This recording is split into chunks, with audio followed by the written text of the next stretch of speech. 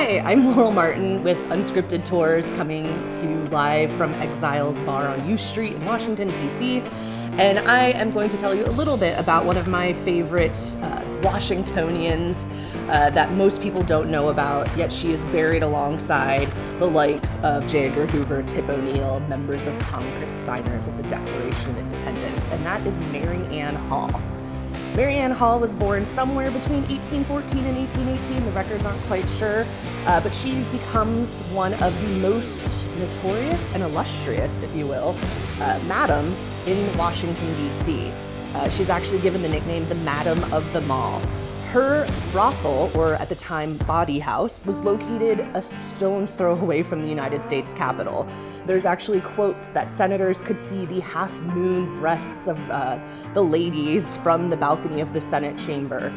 But Mary Ann Hall, at the height of her career, which spanned about 40 years, had over 18 different women working for her, which were sometimes labeled as substitutes when it came time for the census.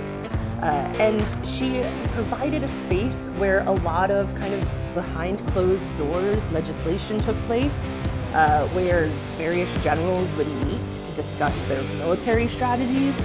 And when she was finally forced to close down, she takes her home and then turns it into a women's health clinic. And this is in the 1870s. When she passes away, she is one of the wealthiest women in the city. Her wealth today would be, I think, around about $3 million, and she's buried at the historic Congressional Cemetery. This story kind of disappears into history from time. How they kind of rediscover it was when they do an archaeological dig before building the Smithsonian Institute's National Museum of the American Indian.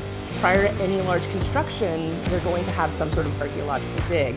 And they found the foundation of this house, and they started finding bones from cuts of very expensive meat, seeds of exotic fruits, the champagne corks and cages of very expensive bottles of champagne, pieces of gilded porcelain, and oddly enough, whale bones. And they're trying to figure out how these things all kind of came together in what was a pretty not so great neighborhood at the time. And they realized that these were all artifacts left over from when it was the brothel. So they go ahead, they do the excavation, they get all of this out, and then once that's been cleared, they start the construction of the Smithsonian's American Indian Museum.